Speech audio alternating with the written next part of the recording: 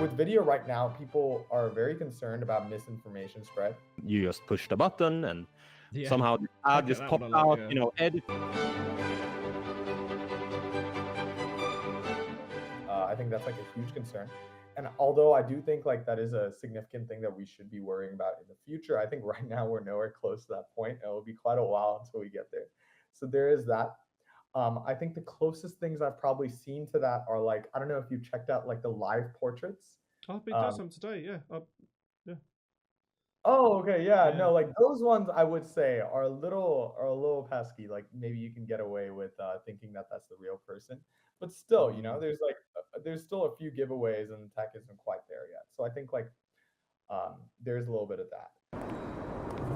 True innovation touches the soul and sparks change. Creativity has no bounds when powered by AI. Step into greatness and shape tomorrow. Enter the Best of AI Video 2024 competition. And show the world the depth of your imagination.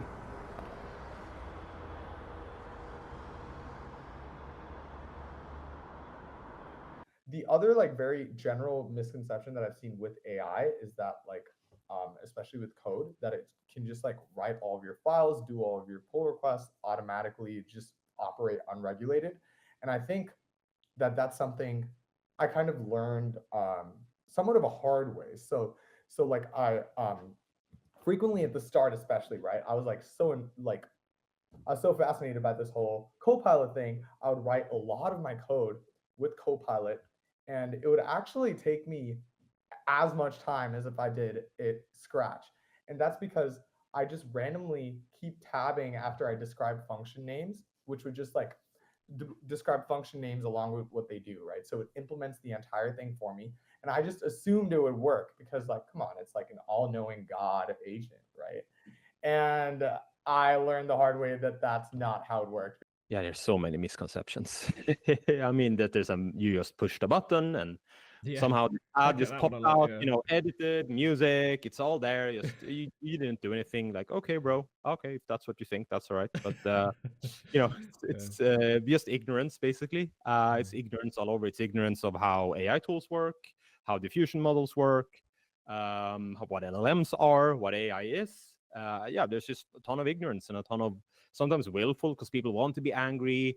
They might be in an industry that's not really thriving, and it's easy to blame one thing for that. I mean, to be honest, not a lot of big companies have like mass fired people to replace them with AI. At least if we're talking creative, commercial, like in advertising, in gaming, coding.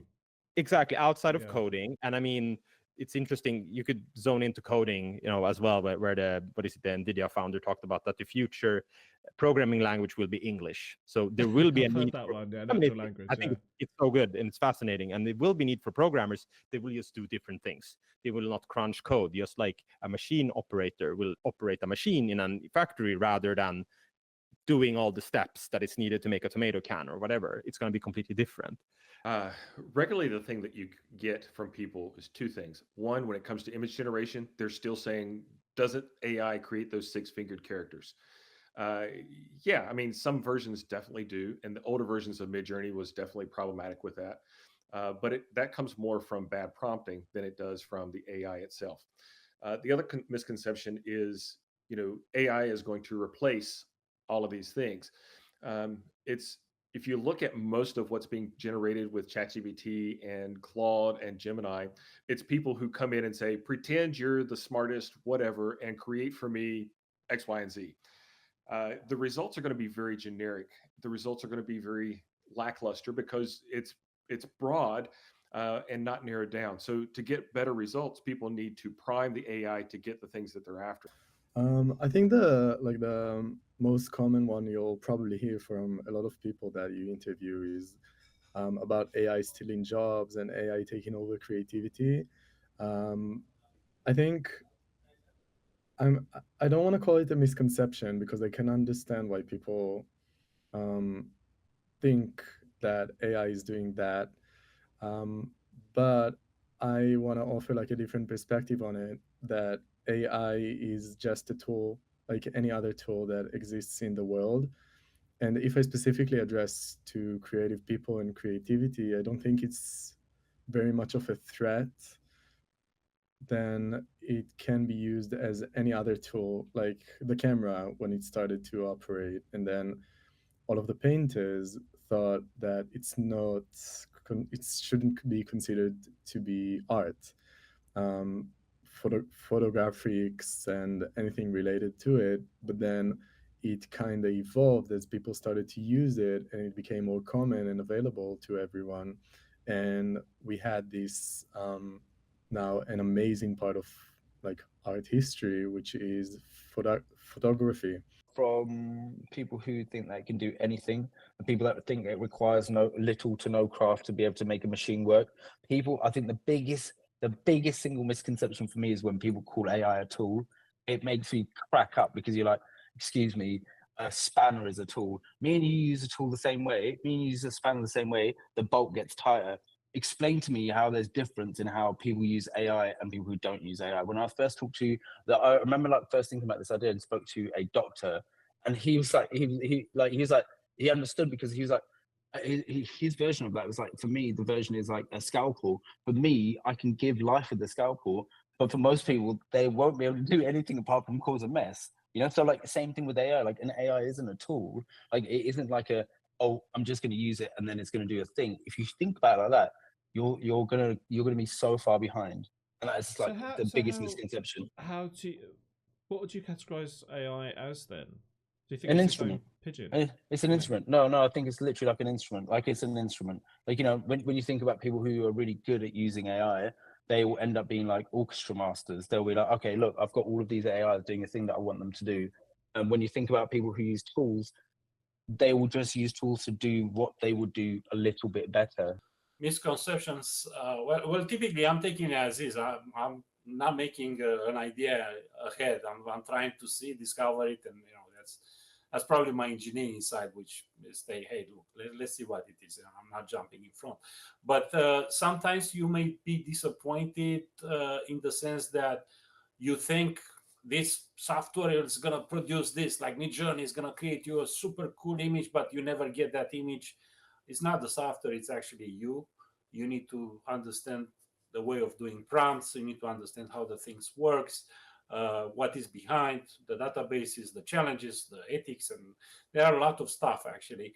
It's now secret sauce in my opinion. I think all the platforms, they have weaknesses and strengths. You just need to discover them and take the best out of them. It's absolutely normal to jump from platform to platform. If you want to do a short movie, it's okay to start with an image in Midjourney, animate it in Luma, compose the whole thing in, let's say, CapCut, and you have an awesome result. But again, to me, I think you need to experience them, test them, and don't have predetermined opinions about it. You may see what other people do, but again, have your experience and discover yourself. That's what I think is probably the right way. In AI art, you see people commenting on like, is this uncanny? Is this canny? Like, oh, they've got 6 toes, or this isn't like believable.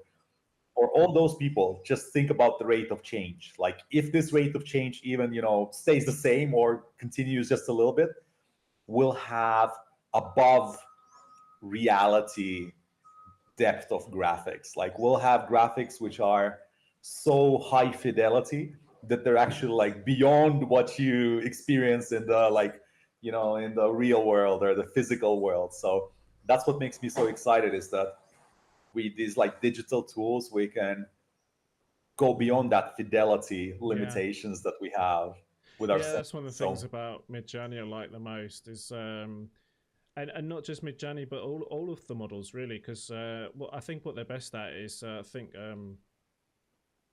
Walter Woodman said this on one of my previous interviews, is they create so many things that you've never seen before, like mixing of elements, fire, water, ice, combinations that would have been too expensive, risky to do.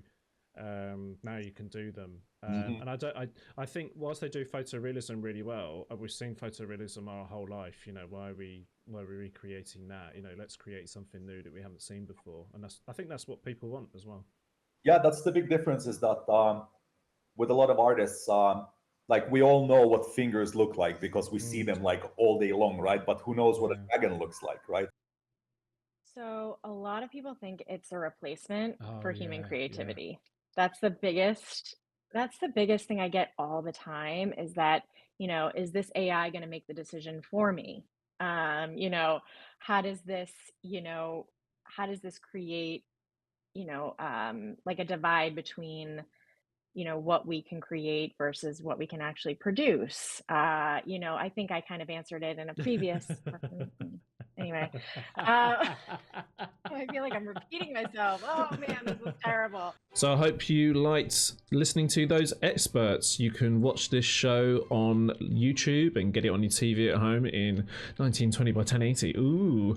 And you can also like our LinkedIn page, which is AImode, and that's on the screen right now. Should be some QR codes that you can scan. All right, until next time, guys, I shall see you soon. Bye.